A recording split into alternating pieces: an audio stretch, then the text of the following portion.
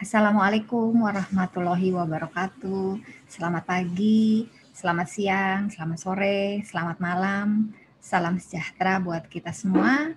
Salam sehat selalu. Semoga kita selalu diberikan kesehatan dan kita bisa beraktivitas ya di hari-hari mendatang. Bapak Ibu, jumpa lagi dalam episode video kali ini. Saya ingin berbagi tentang bagaimana cara membuat pernyataan resiko ya. Oke, seperti biasa sebelum saya mulai, terima kasih yang sudah subscribe, yang belum subscribe mudah-mudahan bisa di-subscribe ya. Oke, kita akan masuk pada pernyataan resiko ya. Oke. Saya share screen. Oke, jadi apa itu pernyataan resiko ya? Kapan kita menggunakan pernyataan resiko? Pernyataan resiko akan kita tuliskan di dalam daftar resiko. Jadi Bapak Ibu, kita harus membuat daftar resiko setiap tahun ya. Ketika kita ingin membuat membuat program manajemen risiko, maka sebelumnya kita awali dulu dengan membuat daftar risiko. Nah, di dalam daftar risiko itu kita harus membuat namanya pernyataan risiko ya. Jadi kita kembali lagi ya, pada video sebelumnya saya sudah menjelaskan apa yang dimaksud dengan risiko ya. Risiko adalah dampak dari suatu ketidakpastian ketika kita ingin mencapai suatu sasaran atau tujuan. Jadi misalnya saya mempunyai tujuan atau sasaran untuk tiba tepat waktu di kantor ya, artinya jam kerjanya tepat waktu itu jam 8. Tetapi karena ada sesuatu dan lain hal yang terjadi resiko sehingga saya menjadi terlambat ya. Jadi saya tibanya jam 10. Berarti di sini saya tidak mencapai sasaran karena mengalami suatu resiko ya. Oke, baik. Kita akan melihat ya bagaimana pernyataan resiko ya. Apa bedanya dengan sebab dan apa bedanya dengan akibat? Karena tiga hal ini sering sekali kita tertukar ketika membuat resiko. Baik, kita berikan suatu ilustrasi. Hari ini turun hujan, ya, hujan deras. Kemudian orang yang mengendarai kendaraan mungkin agak terhalang penglihatan karena hujan gitu ya. Akibat terhalang penglihatan, maka terjadilah kecelakaan. Karena terjadi kecelakaan, maka terlambat tiba di kantor. Sasaran tidak tercapai. Nah, kalau kita lihat dari 4 gambar tersebut, manakah yang kita sebut dengan resiko? Ya, apakah resiko kita itu kita terlambat tiba di kantor jam 10 itu resiko? Apakah kecelakaan itu yang disebut dengan resiko? Apakah penglihatan kita yang kabur itu yang disebut dengan resiko, atau hujan itu sendiri yang disebut dengan resiko? Ya, jadi kita harus mencari terlebih dahulu mana resikonya. Ya, baik. Ternyata yang disebut resiko adalah kecelakaan lalu lintas. Ya, nah kecelakaan lalu lintas ini disebabkan, penyebabnya adalah tadi kaca mobil yang buram. Ya, penyebab langsung. Nah, penyebab tidak langsungnya adalah hujan. Dan kita tidak mencapai sasaran itu adalah akibatnya. Oke, jadi kita bisa membedakan ada yang disebut dengan penyebab, ada yang disebut dengan resiko, dan ada yang disebut dengan akibat. Oke, nah pernyataan resiko adalah suatu statement ya atau suatu kalimat yang memiliki 3 komponen, yaitu penyebab, resiko, dan akibat. Ya, jika kita bisa mendeskripsikan dengan jelas apa yang disebut dengan resiko, maka akan membantu kita mengelola resiko dengan benar. Oke, jadi meta language resiko adalah penjelasan terstruktur dari sebuah resiko yang memisahkan antara sebab, resiko, dan akibat. Itu kita sebut namanya dengan pernyataan resiko. Ya. Oke, kita lihat. Sebab itu adalah fakta atau kenyataan yang sudah terjadi. Ya, fakta bisa juga masalah yang sudah terjadi atau sedang terjadi, tapi itu bukan resiko. ya, karena resiko tadi adalah suatu ketidakpastian, sedangkan sebab adalah fakta dan itu sudah terjadi. Oke.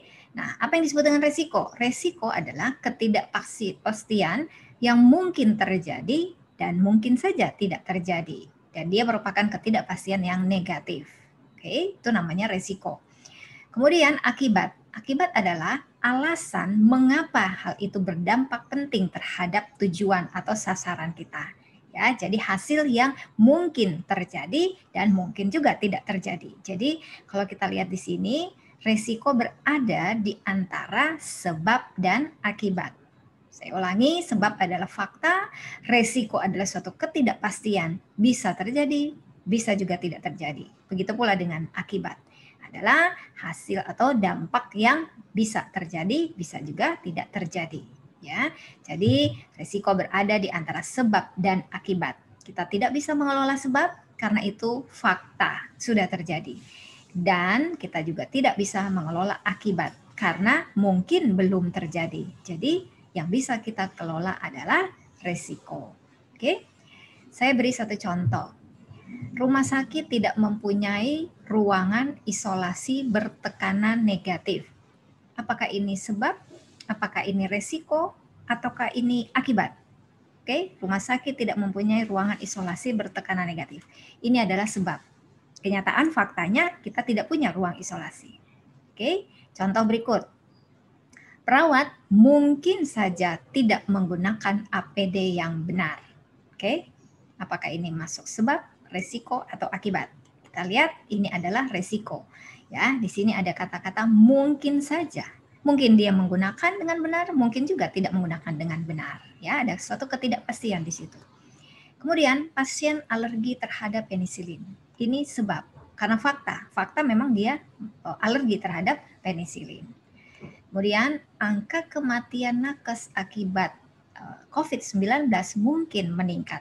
Maka ini kita sebut dengan akibat. Mungkin bisa meningkat, mungkin tidak meningkat, ya. Kemudian pasien mungkin saja tidak mendapatkan pelayanan sesuai dengan standar. Ini adalah resiko, ya. Jadi kata mungkin bisa ada di resiko, bisa ada di akibat, tergantung pada konteks pernyataan yang akan kita buat, ya.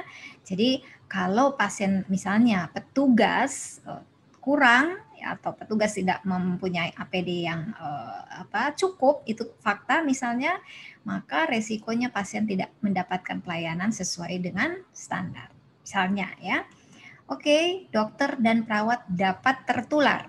Ini adalah akibat. Jadi kalau kita kenyataannya misalnya APD-nya kurang, itu sebab. Oke, sehingga kemungkinan dokter dan perawat tidak menggunakan APD ketika melayani dengan sesuai standar.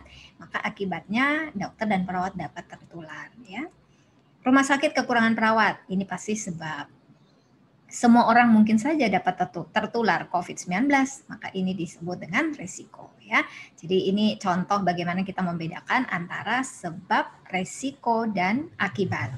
Kita lihat ilustrasi gambar ini, ya. Dokter mengatakan, suster tolong tambahkan oksigen, pasiennya cyanosis. Nah, sekarang kita lihat mana yang disebut sebab, mana yang disebut resiko, dan mana yang disebut dengan akibat.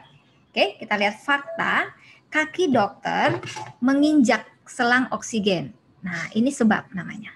Oke. Kemudian resikonya mungkin saja pasien mengalami cyanosis, ya, karena keinjak selangnya, ya. Kemudian akibatnya pasien mengalami apa tadi? Misalnya gagal nafas, ya, dan sebagainya. Oke. Jadi kita buat pernyataan resiko. Karena dokter menginjak selang oksigen, mungkin saja pasien mengalami cyanosis, akibatnya pasien mengalami gagal nafas. Ya, seperti itu contohnya.